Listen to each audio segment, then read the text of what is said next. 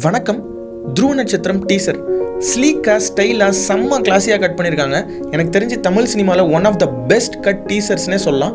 Vikram, George Clooney, Russell Crowe, Brad Pitt மாதிரி ஒரு Hollywood hero ரேஞ்சில் இருக்கார். கௌதம் மேனன் எனக்கு தெரிஞ்சு காக்காலேருந்தே இதை பண்ணிட்டு வர்றாரு. அவருடைய படங்கள் ஹீரோ மட்டும் எப்படி இவ்வளோ ஸ்டைலிஷாக காட்டுறாருன்னு தெரில. இந்த படத்தில் சும்மா வேற லெவலில் இருக்காரு நம்ம சியான். டீசர் ஆரம்பிக்கும் போது பேரண்டல் அட்வைசரி எக்ஸ்பிளிசிட் கண்டென்ட் அப்படின்னு போட்டாங்க. I think this is the first time ஒரு தமிழ் பட டீசருக்கு இப்படி ஒரு வார்னிங் கொடுத்தது. அது மட்டும் இல்லாமல் இது ஒரு சரியான கியூரியாசிட்டியும் கிரியேட் பண்ணுச்சு. ஆஹா, இந்த டீசரில் என்ன தாண்டா இருக்கும் அப்படின்ற மாதிரி. பட் அந்த வார்னிங்க்கு ஏற்ற மாதிரி சில விஷயங்களும் அந்த டீசரில் இருந்தது. இதுலேருந்து நமக்கு என்ன தெரியுதுன்னா, யூடியூப்ல சென்சாரிங் தேவையில்லைன்ற ஒரு விஷயத்தை அட்வான்டேஜஸாக யூஸ் பண்ணியிருக்காங்க. அண்ட் ஆல்சோ டேக்ஸ் எக்ஸம்ஷனே இப்போ இல்லாததுனால பெரிய படமாக இருந்தாலும் பரவாயில்ல, ஏ சர்டிஃபிகேட் வாங்க தயங்காமல் போயிட்டு இருக்காங்கன்றதை பார்க்க முடியுது. டீசர் ஆரம்பித்த உடனே ஜான் சரியான டீம் சேர்த்து வச்சிருக்க அப்படின்ற மாதிரி ஒரு வாய்ஸ் ஓவர் வருது.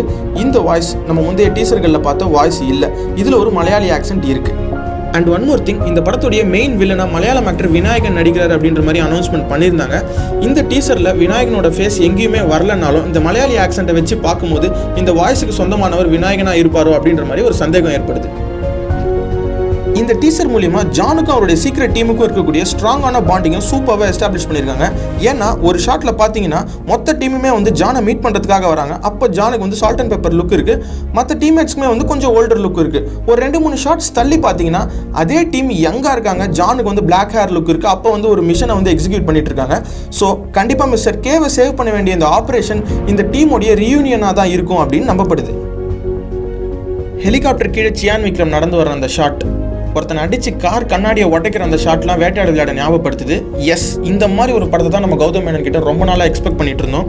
வீட்டுக்குள்ளேயே லவ், மேல் வீட்டு லவ், தங்கச்சி ஃப்ரெண்டு லவ்னு மொத்த லவ் ஸ்டோரியெல்லாம் மூட்டை கட்டி வச்சுட்டு துருவ நட்சத்திரம் ஒரு பக்கா மிரட்டலான ஆக்ஷன் படமாக இருக்கும்னு தாராளமாக எதிர்பார்க்கலாம். டவுட்டே இல்லை, இந்த படத்தில் பார்த்திபனுக்கு ஒரு சம்மர் ரோல். ஏன்னா one of the secret team மெம்பர்ஸாகவும் வராரு. And at the same time ஃபாரினில் அந்த ரெட் ஷர்ட்டு அந்த பேண்டெல்லாம் போட்டு லோக்கலாக நடந்து போயிட்டு அப்படியே திரும்பி பார்த்துட்டே இருக்காரு. மேபி இவர் வந்து ஒரு ஸ்பையாக போகலாம். இவரை வச்சு ஏதாவது ட்விஸ்ட் இருக்கலாம். மேபி இந்த மொத்த டீமுமே வந்து ஒரு பாசிட்டிவான விஷயத்துக்கு செயல்படுறாங்களா, இல்லை வந்து கவர்மெண்ட்டுக்கு எதிரான விஷயத்துக்காக இந்த மிஷனை வந்து அக்காம்ப்ளிஷ் பண்ணுறதுக்காக போகிறாங்களா அப்படின்றத வந்து நம்ம பொறுத்திருந்து பார்த்தா தான் தெரியும். இவ்வளோ டிஃப்ரெண்ட்டாக ஒரு அவுட் அண்ட் அவுட் ஆக்ஷன் ரோலில் நம்ம சிம்ரனை பார்த்ததே இல்லை. கண்டிப்பாக இந்த படம் வந்து அவங்களுக்கு ஒரு பெரிய பிரேக்காக இருக்கும். இந்த படத்துக்கு அப்புறம் அவங்களுக்கு நிறைய ஆப்பர்ச்சுனிட்டிஸ் வரும் அப்படின்றதுல எந்த விதமான சந்தேகமுமே இல்லை. எப்போ இந்த டிவி சீரியலுக்குள்ளே வந்தாங்களோ அப்போலேருந்து ராதிகாவை டோட்டலாக ஸ்டீரியோ டைப் பண்ண ஆரம்பிச்சிட்டாங்க.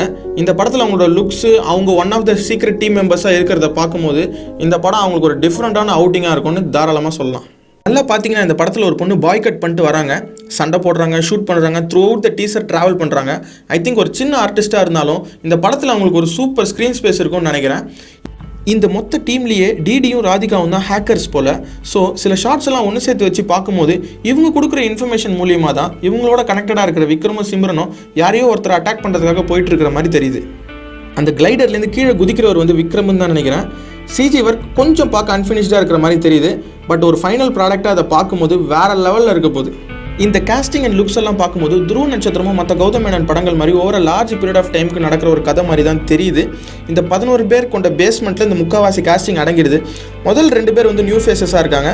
அடுத்து ராதிகா இருக்காங்க, டிடி இருக்காங்க, பார்த்திபன் இருக்காரு, அடுத்து நம்ம சியான் விக்ரம் இருக்காரு, அடுத்தது சிம்ரன் இருக்காங்க, அடுத்து கௌதம் மேனனோட ரொம்ப ஃபேவரட்டான ஆர்டிஸ்ட் டான்சர் சதீஷ் இருக்காரு, அடுத்து அந்த பாய் கட் பண்ணிட்டு வர பொண்ணு வராங்க, அடுத்து வந்து மான்கராத்தே வில்லன் வம்சி கிருஷ்ணா இருக்காரு, அடுத்து கடைசியாக வர்ற ஃபேஸ் தான் வந்து யார் எவருன்னு ரெக்கக்னைஸே பண்ண முடியல.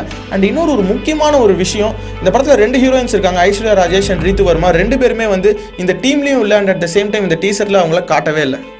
இதுக்கே அப்படின்னா இன்னும் எவ்வளவோ இருக்கே அப்படின்னு விக்ரம் சொல்கிறத கேட்கும்போது இந்த டீசரை பார்த்துட்டு அசந்துட்டா எப்படி இன்னும் அடுத்தடுத்து வரப்போகிற விஷயங்களும் படமும் வேறு லெவலில் இருக்க போகுது அப்படின்றத கௌதம் மேனன் நம்மளெல்லாம் பார்த்து சொல்கிற மாதிரி இருக்குது. பட் நிதானமாக இரு அப்படின்றத கேட்கும்போது தான் கௌதம் மேனன் படமாச்சே, கொஞ்சம் நிதானமாக தான் இருக்கணுமோ அப்படின்னு யோசிக்க தோணுது. பீப் சாங் கான்ட்ரவர்சிக்கு அப்புறம் அச்சம் என்பது மடமேடா டீசரை ரிலீஸ் பண்ணி எஸ்டிஆருக்கு எப்படி ஒரு பாசிட்டிவ் வைப்பும் நல்ல பேரும் கௌதம் மேனன் வாங்கி கொடுத்தாரோ அதே மாதிரி சாமி 2 ட்ரைலரை பார்த்துட்டு நொந்து நூடுல்ஸ் மாதிரி உட்காந்துட்டு இருந்த நமக்கும் கவலைப்படாதீங்க, சியான் விக்ரமுக்கு துருவ நட்சத்திரம் ஒரு பிளாக் பஸ்டர் வெயிட் பண்ணிட்டு இருக்குன்னு கான்ஃபிடன்ஸ் கொடுத்துருக்காரு. நன்றி, வணக்கம்.